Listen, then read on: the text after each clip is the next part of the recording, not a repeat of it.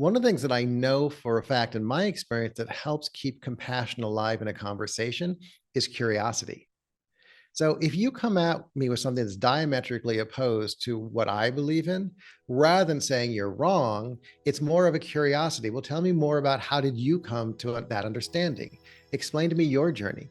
And that then creates a little bit of a dialogue. And in a dialogue, that's kind of like fertile ground for compassion to exist.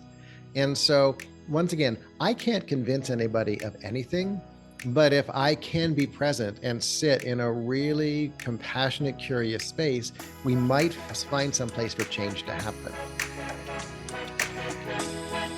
Welcome back to the You Need a Counselor podcast. This is a show presented by Heart and Solutions Counseling Agency. We release new episodes every Sunday at 5 p.m. Central and encourage you to batch up that laundry, put away the dishes, plan for the week ahead, or do any other task that might seem daunting while you give our show a listen. You might just be encouraged to call your therapist, connect with this week's guest, or seek out those services you've been considering for a while but haven't made the commitment to yet. If you are in the state of Iowa and are in need of mental or behavioral health counseling, give us a call at 1-800-531-4236. Enjoy the show. Hello, and welcome back to the You Need a Counselor podcast. My name is Dr. Julie Johnson. I'm the president and founder here of Heart and Solutions in Iowa. And I'm Chrissa Hunt. I am our vice president in charge of the behavioral health department. And this is our podcast, You Need a Counselor. So we are designed for people curious about counseling, but have barriers keeping them from experiencing the benefits of counseling. Our mission is to share stories about counseling, good, bad, and indifferent, and spread the message that everyone can benefit from mental health and behavioral health counseling services. And our guest today is a returning guest from California. We have John Sovec here today. John is a licensed marriage and family therapist. He specializes in working with with young adults, adolescents, and their families as well. He is the author of Out, A Parent's Guide to Supporting Your LGBTQIA plus kid through coming out and beyond. And last time we talked a lot about the effects of coming out, not only the one time, right? Like we see in movies, like, oh, I'm coming out, now I'm out. But the process, the lifelong process of coming out to various new people that we meet and to ourselves in different portions of our identity. And so the book is a parent's guide really to helping support the young people in our lives, not only parents, but recommended for teachers, recommended for uncles and aunts and anybody who has a young person in their life that they want to support in any fashion. John is also a collaborator on OutTalk, and that's at outcarehealth.org/OutTalk. I've been listening to these and really, really enjoying them, the different discussions that are happening, the different collaborators coming together and expressing their different point of views, just really fantastic content there. So we'll get to talk about OutTalk today. And John also serves on the California Board of Behavioral Sciences. He was appointed by the governor there to that board, which is a huge accolade, but I think just speaks to the professionalism and the service that John is putting out there into the world, helping people with their mental health, helping them with their family relationships, and the impacts that we have on each other as humans. So welcome, John. Thank you so much for coming back and joining us again. Oh, absolutely. And a funny thing about getting appointed to the board by the governor's office is now every Christmas, I actually get a Christmas card from the governor with like his family picture and everything. Now, it's one of those mass mailed out cards they do to like everyone, but it's the first year it came, it's like, what is this? Because it's all very fancy and pretty and calligraphy and gold leaf and all that. And you open it up, it's like, happy holidays from the governor. You're like, okay, cool. I'll stop by for eggnog and cookies later on. That is very cool. I mean, to have the governor of California sending you a holiday card that's a big deal. So, and you do so many different speaking engagements. You have been on so many shows and done so many different platforms. It's just amazing how well and how far you are spreading this message of really of hope for people in their relationships. So I just think it's wonderful. So tell us let's talk about what you do for the Board of Sciences out there in California, or the Board of Behavioral Science in California. Are there initiatives that you are working on or things that are exciting for you right now? Well, it's really interesting. When I got first appointed to the board, I was aware of kind of maybe a quarter of what they actually did. And so I came on board knowing a lot of it had to do with, the well-being of mental health care in California. We do disciplinary actions and pieces like that. And I felt really well equipped to step into that part of the work. What I didn't realize is like the deep level of advocacy and legislation and policy work that we did. And I did not know that inside of myself. I actually found that stuff really exciting and fascinating. We have the most amazing legislative analyst. And what she does is she prepares like there are bills that are going through the state Senate, and she looks at the ones that would affect mental health care, and then she brings them to us and kind of coalesces them down to why we should support or ask for amendments or oppose these types of bills. And then when we have something like a really big piece of legislation that went through recently here in California was the ability for people to change their name, especially trans and non-binary people, so that they wouldn't have to have their license have their dead name on it. And it took a lot of work to bring this bill out because one of our duties is also a public safety. So we had to find a mechanism where we could respect the needs of trans and non-binary people, and at the same time allow for public safety to be able to research previous disciplinary actions or anything like that. And so watching this bill finally come through was such an amazing moment in the work that we do with the board. Absolutely. I mean, what a big project, and what an important project for so many, and balancing those two responsibilities of the board into this way of doing it that fulfills both needs is just what a great collaboration there. So congratulations on that one. That's wonderful, and thank you for your work on that. Yeah, and it's really exciting to be involved in that. And the other thing that I learned is nothing in government moves quickly. It is a process, and it takes time, and you propose it, and then it goes through the legal analyst office, and then it goes back to the sponsor, and then the sponsor has things on it, and blah blah blah, and then 2 sessions later it's being postponed till next year. And it's a process getting anything done. But that's where you really have to dig in and have this long-term picture as to why like a bill like this is so important. Absolutely. What sparked this in you, this desire to, now I know that you were appointed by the governor, but you were appointed for a reason, and so this desire to serve and to bring these new initiatives to the state, what kind of drives that in you? Well, I think for me, it's been like kind of a culmination of my life journey. It started off with my, personal journey into, understanding my queerness and how it affects me in the world. And not just, oh, look, I've come out and this is who I am, but also the internal process of what my community means to me. And then that led to me, being much more vocal about the needs of the LGBTQIA plus community. It led to me getting more education. It led to me actually getting my licensure.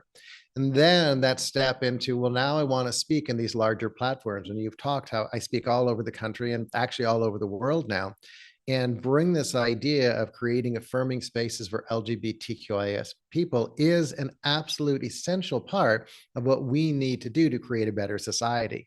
And so this advocacy and this activism, it's always been there inside of me. I was actually telling a friend of mine this story the other day. In high school, our vice principal, like it was like I was running for student council, and the vice principal introduced us all to give our little campaign speeches, but he said something that was very like racist in his introduction, and I like tossed aside my election speech and was like, I'm sorry, everyone. I need to pause this because my being elected is not as important as calling out what just happened in this moment.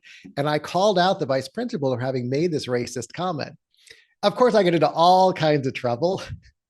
And at the same time, later on, I had teachers pull me aside and said, "We're really proud of you for stepping up to something you believe." And so that's kind of been in me since for a long, long, long, long time.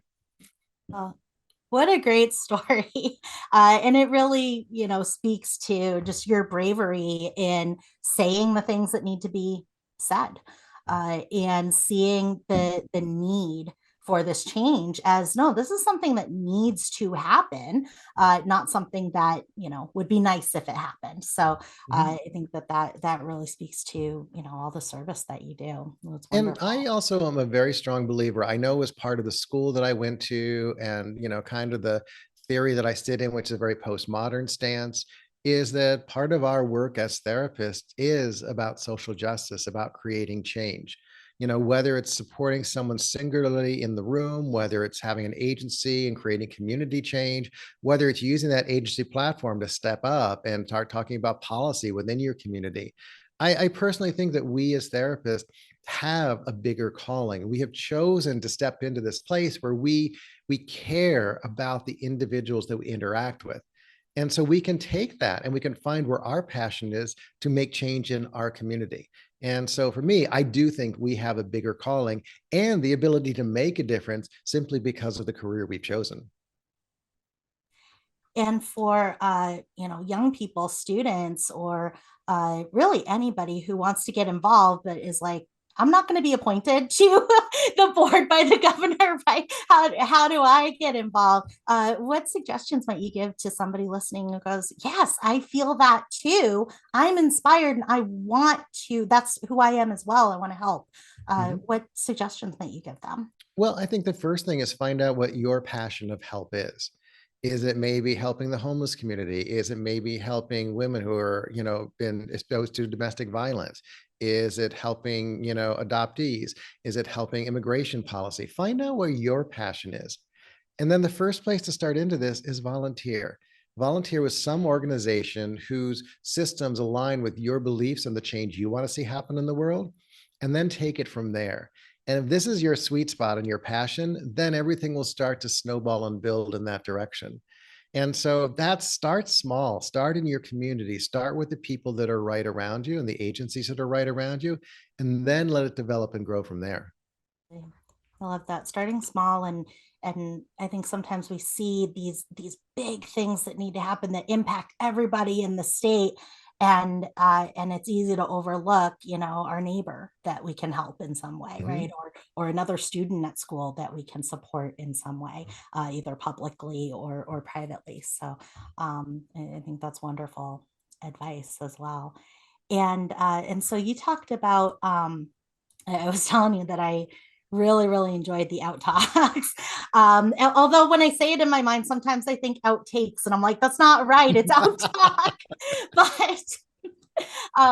But I've really, really been enjoying them. And one of the episodes that I really, really loved is about being out in corporate America.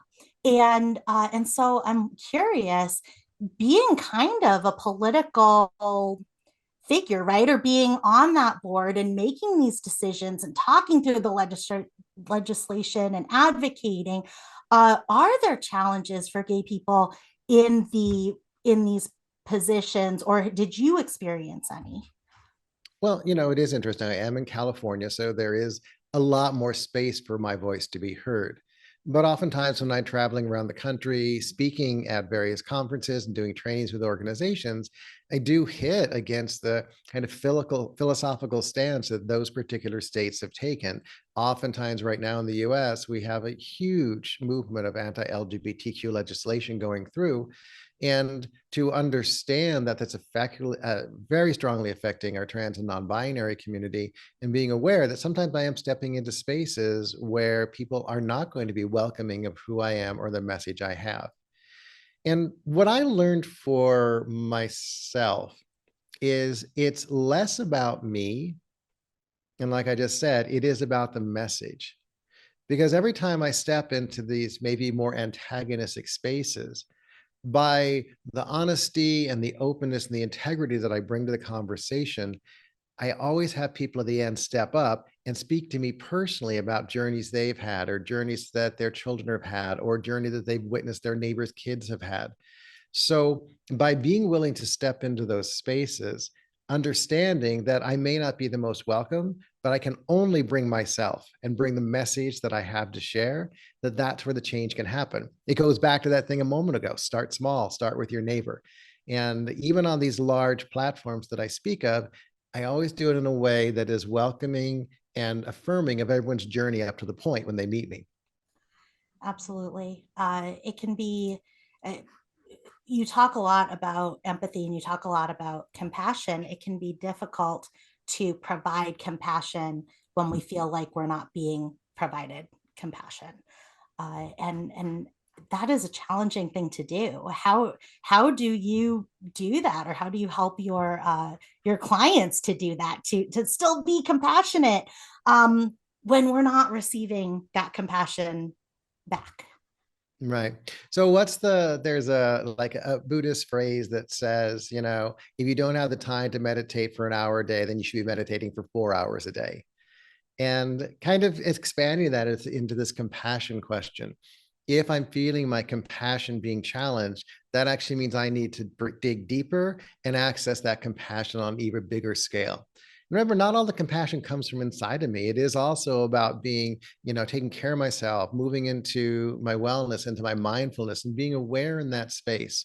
One of the things that I know for a fact in my experience that helps keep compassion alive in a conversation is curiosity. So if you come at me with something that's diametrically opposed to what I believe in, rather than saying you're wrong, it's more of a curiosity. Well, tell me more about, how did you come to that understanding? Explain to me your journey. And that then creates a little bit of a dialogue. And in a dialogue, that's kind of like fertile ground for compassion to exist. And so once again, I can't convince anybody of anything. But if I can be present and sit in a really compassionate, curious space, we might find some place for change to happen. And it is getting harder and harder to tap into that right now, because we are in a very, very polar environment right now in these conversations. And, I have a lot of, colleagues in this world who are very good about getting up and being the in your face yelling person about how change has to happen. And we absolutely need them in this conversation. That's not my mode of making the change happen. So my space is just as important as theirs, and everyone in between, as long as we're finding a way for our LGBTQ voices to be raised and heard. Yeah, I love that. The way that we affect change, the way that we affect our community, the needs of the people in our lives and in our areas and in our nation and world is going to look so different. And providing compassion and accepting compassion as well from others and from ourselves is going to look so different depending from each person to each person. And so I think that's such a great way to think about that. And I like the phrase that you used, when my compassion is challenged, because that will look very different person to person, right? So if I can picture somebody yelling and screaming in traffic, I go, oh, yep, their compassion is being challenged. But the other thing that I think helps in this as well, too, is, really looking at, the neurobiology of how we get triggered, and understanding that, oh, I must be feeling unsafe in this morning. My system is releasing cortisol and adrenaline. I'm rising, I'm triggering. That's not a place where my brain can access information clearly. So let's get some breath in the body. Let's do some techniques that will help me to self-soothe. And then that allows me to move into a more compassionate space. So I think a lot of the, trauma-based work that so many of us are doing out there is another way to help ourselves and others drop into compassion more easily. Wonderful. It feels like we're taking care of ourselves by doing that, and we are, but the way that we take care of ourselves does impact the way that we are able to engage with the world and to help other people. Mm-hmm. So it all connects. That's wonderful. So one of the questions that you had asked in that OutTalk to your guests was, what's a book that changed your life? And I know that your book, it changed your life, of course, but also changed the lives of so many that have read it as well. And not just for the readers, but for the family members of the readers. Sometimes for people, just knowing that there's a book like that out there, right, makes a difference and changes things. And so your book, absolutely, and would want to talk a lot more about that. But also, is there another book that impacted your life as well? Well, I want to go back to the first one, the book I wrote, Out, has impacted parents, has impacted kids. But the surprising impact that I did not expect was that I have had adult LGBTQIA plus people read the book and talk about how impactful it was for them to re-examine their journey of coming out through this really compassionate lens that the book is written in. That is not an audience that I had written for or expected to hear such beautiful response from. And so that has been really an honor for me to hear that coming out from a community of people in their 30s, 40s, 50s, 60s who came out a long time ago, but in reading this book, really got to travel through that journey again in a very supportive environment. So that was a surprise audience that I did not know was out there for this book. Absolutely. And that's so helpful to hear, because the title, A Parent's Guide, feels like, okay, well, I'm not a parent, right? But in so many ways, we nurture ourselves. We nurture the child that we were, or we nurture the kid that we were in these ways. And it sounds like your book is able to help people to feel nurtured and to see what happened in their lives through a different lens than maybe they had at the time. And another fun thing to see is all of my colleagues all over the world sending me pictures of my book on their shelves in their office. It's like, yay, we're doing it. We're getting the word out there. That's really exciting. I absolutely love it when someone sends me a picture of my book on their shelf in their office. Absolutely. Again, just knowing that this book exists sometimes, right? And just knowing sometimes that parents are reading it, or that adults who care about kids are reading this book, sometimes even that. And I know last time we talked about your book, but we talked about how it's very it's kind of like a manual. It's very like and it's very practical in its steps. And I think that just really helps for people to be able to understand, because we say, well, what am I supposed to do now? Right? Like, what do I say? What is my face supposed to do? Right? If somebody's coming out to me, especially my kid is coming out to me, and then I'm still their mother or father or step parent for the rest of our lives. Right? And so what am I supposed to say and do? And how is my face supposed to, in those kinds of things, be in the beyond part of the title. And that's where I want to remind people who may not have heard the first episode that we did together, that as a parent, your number one job in that moment when your kid is risking and willing to come out to you, this deep level of honesty and trust and vulnerability, is to open your arms wide, hug them in tight, and let them know that you love them. That is the number one thing that you can do to create that foundation so that you can have a lifetime connected as parent and child as you move through the rest of the experience of them coming out and you coming out as well as the parent, the proud parent of an LGBTQIA plus kid. I love that. There can be sometimes so much fear, right? What am I gonna, I said the wrong thing, I did the wrong, but it's never going to be a mistake to say to our child, I love you. It's never going to be a mistake to hug or hold our child in that moment or in any moment. So I love that, because, if for parents who might have fear about, oh gosh, I don't want to mess this up, right? What do I do? Or gosh, I think I already messed it up, but knowing that, no, that is the one thing you can do, and you will not mess that up. Right. Yeah. Yeah. Wonderful. What else have you kind of learned about your book from other people kind of responding. I love that you had this new audience of people who really benefited from it. That was kind of a surprise. What other things have you kind of gotten feedback about? The one thing that's been really beautiful to hear from people is their understanding of like me as a person in reflection to the book.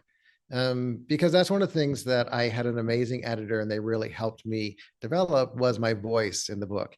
And what people always reflect back is like sitting down with someone with a warm cup of tea who's hearing all of my fears and all of my anxieties and saying like, look, let's take a breath. You're going to be okay.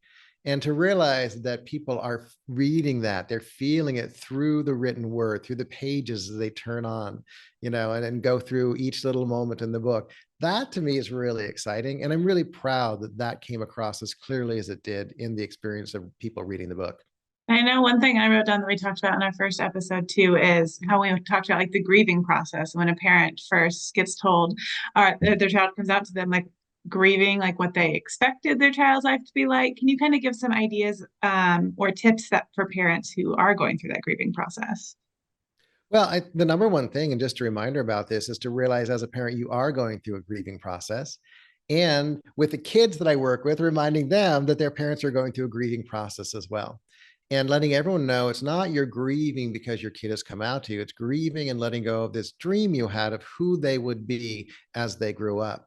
And so really creating that space of compassion, that seems to be our code word for today, this space of compassion between all the family members to understand that there is a process going on and to look and understand that it's affecting the entire family.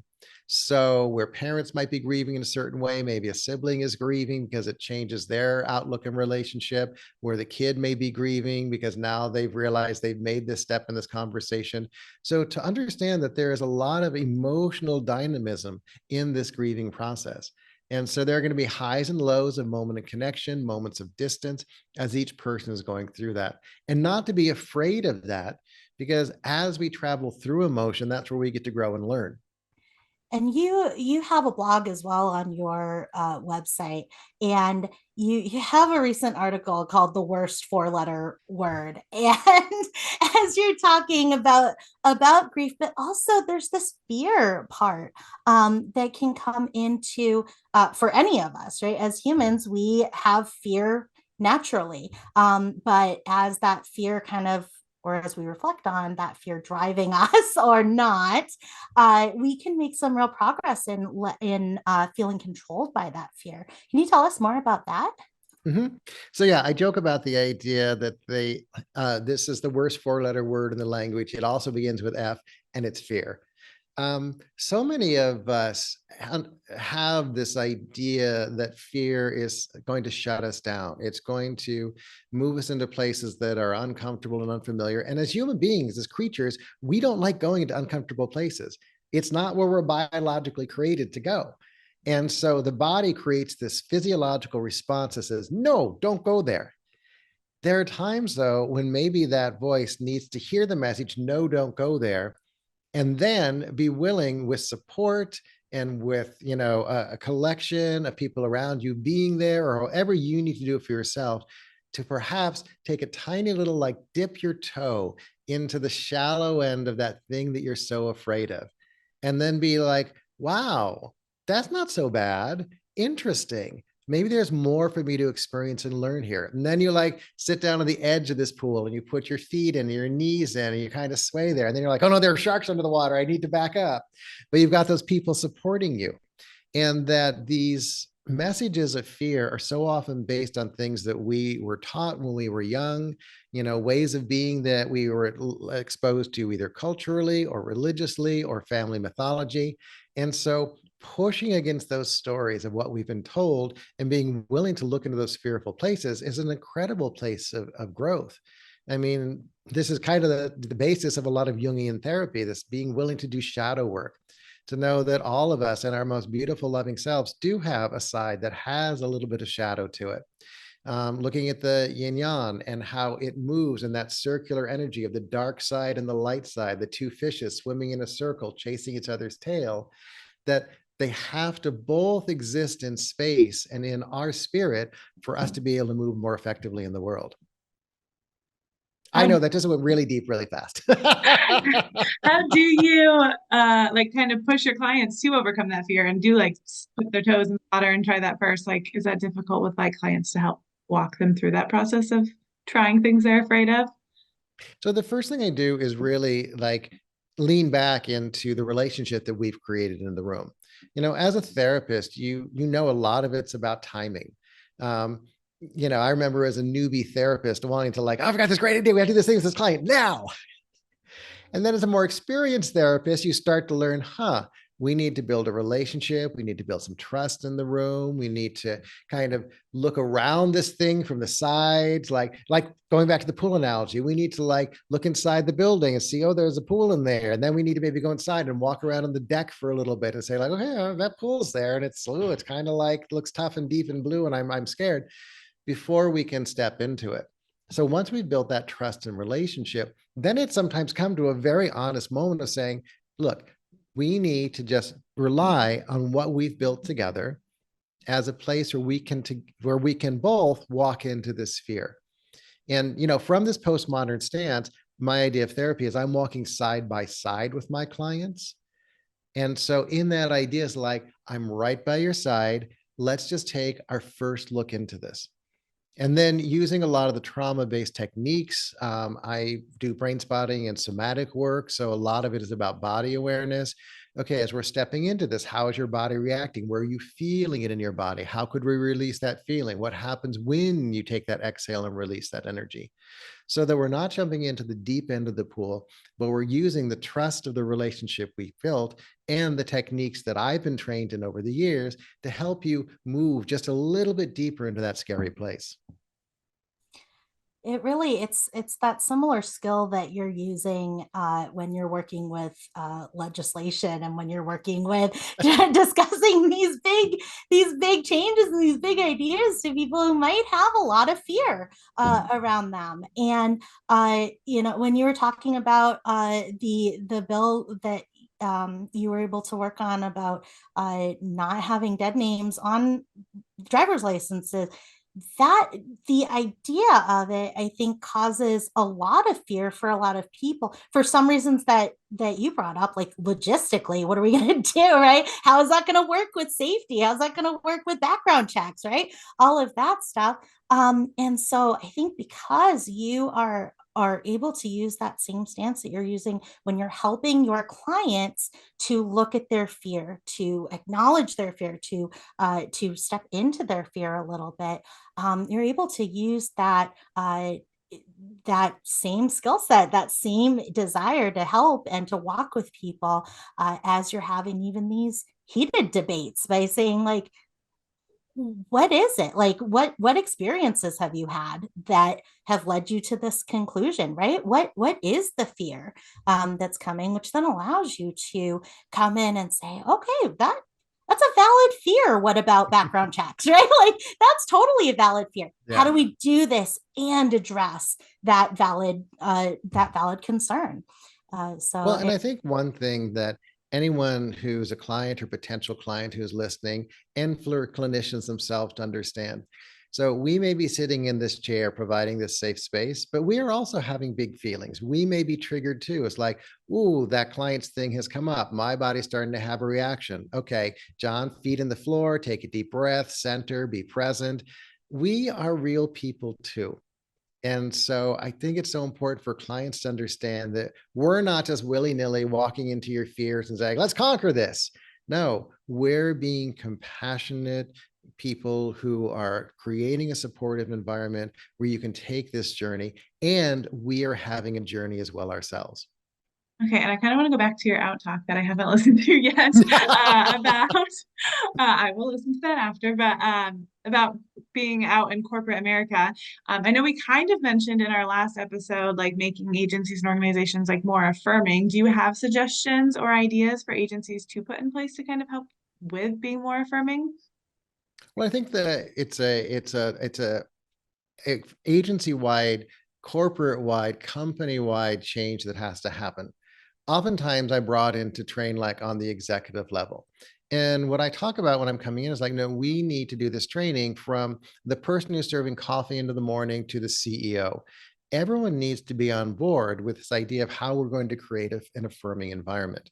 The first place it can start with is looking at language, looking at how we create very gendered conversations. If you look at most policy manuals, it'll often say he, or it'll say he, she, but that may not actually be correct. And so understanding how even these subtle things are sending messages that we're not necessarily an affirming space. And really trying to demystify the story of who I am and who we are as an LGBTQIA plus community, so that we're not something to be feared or pointed at or fetishized. And so having these more open conversations can be really, really powerful. And then looking through the entire company, looking through the entire agency and seeing, well, where are the spots where this isn't necessarily working? Where are the spots where we need to bring this up? So then that's going to bring up another area and bring up another area. It can be a very strong domino effect if we can really get everyone on board with paying attention to the needs of the LGBTQIA plus community within an organization. Absolutely. And, you talked in that OutTalk about sometimes organizations do try and not that anybody is ever saying, oh, don't try. But that sometimes there's allyship that occurs like in one initiative and then just never happens again, or You're that happens so polite right month, now. one month a year. I will say I had an experience because our Facebook page for our agency has our logo, but it has like the rainbow filter on it. And I had done that for Pride Month when Chrissa, like 5-6 years ago. Like at the beginning of the agency, yeah, like 9 years and ago. I remember reading about rainbow washing. I don't remember how long ago this was, but I remember reading about this and going like, oh, I'm just gonna keep it up. And it's been that rainbow filter for like 6 years. And I don't always think about that, but people have noticed that. And sometimes people notice it in a really, like, oh, I really love that. I feel so. And sometimes people notice it like, I'm not going to work here because that's your profile photo, right? Mm-hmm. Or I'm not going to be a client here because you've got that out there and it's not June, So I think that there's, I think that sometimes for organizations, I'll just speak for myself, we do get some of that backlash where it's like, okay, we are. And so I think it really just speaks to needing it to be an authentic show of support versus like for some sort of external reward, because you're not going to get the external reward, or at least I don't know that we necessarily, I think we do. And a lot of people feel really supported, but then we get a lot of backlash too for that, right? And people will say like, this is my belief and I'm not, and we're like, okay, then good to know that now. Like, thank you. Because we know, okay, well then we're not a good fit for you to be on our team. But at the same time, I think that it just really speaks to, we do it because that's an accurate picture of who we are as an organization. But if we wanted like people to like that, sometimes that's gonna happen and a lot of times it's not, right? So I think that just really speaks to what you had said in that episode too, of like having that sustainability and what are some of those other ways that we can, so if we say, okay, this is what we're looking at handbooks, right? We're looking at the messages that we send, but it really sometimes, do you find ever that it comes down to, are people genuinely having that experience or having that feeling or thought, or are they just doing it because that's what is expected to be done? Mm-hmm. I hope that question makes sense. Well, there are lots of layers to that. So let me just step in with what I believe I heard. So there is this thing, you used rainbow washing. We also call it performative pride, where June is, Pride Month. And all of a sudden, every corporation in the world has rainbows and supportive things and videos on their, social media about supporting the queer community. And then July 1st comes around and it all disappears. So that's not necessarily helping the community at large. What does make a difference is making a decision that we as an organization are going to support our LGBTQ people in the community and also within our company itself. And sometimes that might not make you popular with certain people, and that has got to be okay. There has got to be a support of the idea that we are an agency that supports LGBTQ people within our doors. And that means both clinicians and clients coming through. And so if someone has a problem with that, then you may not be the right agency for them. And guess what? That is totally okay. In fact, it's a good thing, because then you're going to be able to create what you want your agency to be. I do think there's also an emphasis on it being purposeful, that as a CEO, a director of an agency, a leader of a principal of a school, that making a decision that we are an LGBTQ affirming environment means that then you can step forward with policies and procedures that will help that trickle down through the entire organization. But it is dependent on the leader saying, yes, this is a statement I want to make. And then knowing that it has to be ongoing, it has to be a continual learning process. The one that's really hard for me, and I call people that I get hired to do trainings with all the time, is like, this cannot be a one and done experience. You can't just have one training and say like, yay, we're LGBTQ affirming. It's not. It's an ongoing process of learning and growing, being involved in the community, reaching out, volunteering hours with organizations in your community that could use your hours, being willing to show up at a Pride event, being willing to show up at a school, board meeting because there's some anti-LGBTQ rules that are being put into place in your community. And you, as supporters of LGBT kids, don't want that being supported. It's a challenge, but it's really important to create that support and allyship with it throughout the organization. Yeah, absolutely. What are some other topics on OutTalks that people can expect to hear that you guys have come out with lately? Well, we had this really amazing series, and it's going to be ongoing, and it is about working with LGBTQIA plus communities of color. And we've done an amazing job. Last year, we had a Black supporting within the medical care community. We had one for Hispanic. We had one for Asian Pacific Islanders. This year, we're doing one. Our next month's one is actually on cultural humility within the spectrum of serving multiple communities. I believe we're doing a Native Indigenous people ones later this year. And it's a really beautiful conversation. They're very rich and very wonderful. And I am very humbled to be able to sit in space with these leaders in these communities to hear their voices, lean in and educate and support, both from lived experience, but also from the policies that they're implementing in the world they live in. It's really incredible work. And I would encourage anyone to go back and listen to those episodes and join us for the ongoing, because what we don't know and what we don't understand about all the different communities that exist in our world is a deficit for us as a therapist and as a person. You mentioned cultural humility. Can you go into what that is? So if anyone's watching this, you can see I'm like probably one of the whitest, palest people you ever meet in your life. Okay. And I own that. What it means is if I have a client sitting across from me who is from a different cultural lived experience, that I don't make assumptions. I don't base their reactions on the world that I grew up in. I show humbleness and curiosity in the room. What does that mean within the Persian community? We know in the Persian community, there's a lot of anti-LGBTQ sentiment. So if I'm working with a Persian client who's in the process of coming out, how does that look in your world? What is your family's statement about it? Are you first generation, second generation? What does that look like? How is it different? How is it similar? So really being in this place of like, I do not know your lived experience. And I want to hear from you how these concepts we're experiencing play out in your world.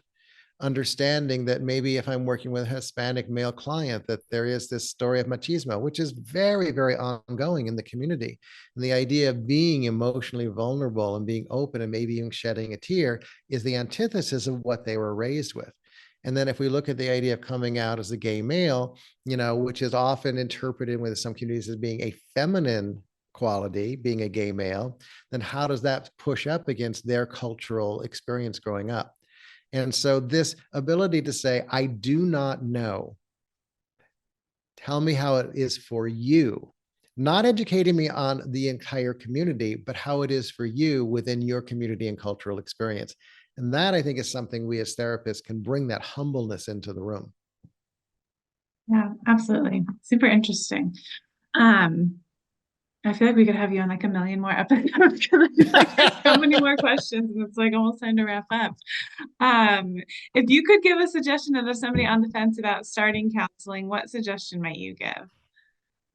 Well, it's kind of like our pool analogy from earlier. You can stay on the fence and not move, or you can just lean over to that side of therapy and be curious about what you can learn about yourself. Wonderful. You can dip your toe into the pool of therapy and Yeah. see how it is. Wonderful. Well, John, thank you so much for being on our show again today and coming back and talking with us more. I always feel like there's so much that we learn from you and that we get to experience from talking to you, and it's just wonderful. So we really, really appreciate it. Your book is called Out, with an exclamation point, a parent's guide to supporting your LGBTQIA plus kid through coming out and beyond. And I always say I love the beyond part of that title.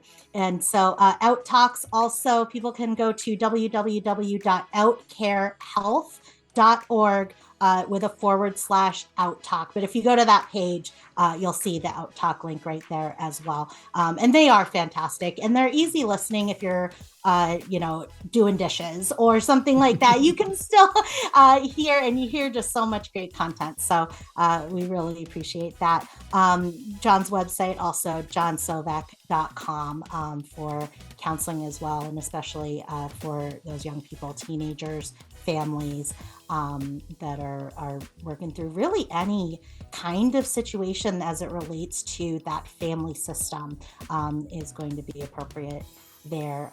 Just like your blogs are just really, really great topics. So I'm excited about that. So check out the blogs too. They are awesome.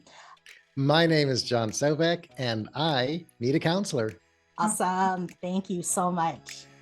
And I'm Chrissa Hunt. And I'm Julie Johnson, and we need a counselor. And so do you. Bye. Thank you for listening to the You Need a Counselor podcast. We are so grateful that you're here. Now, we want to hear from you. Text us or give us a call at 515-650-3231. You can also find and connect with You Need a Counselor on Facebook and Instagram. If you've enjoyed today's show, please take a moment to like, review, or leave a comment, as all of these things help others to find and benefit from the podcast as well.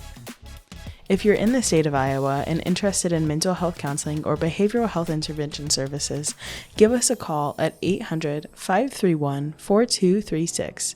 And if you're a provider seeking play therapy CEUs, you can find us on patreon.com/youneedatraining.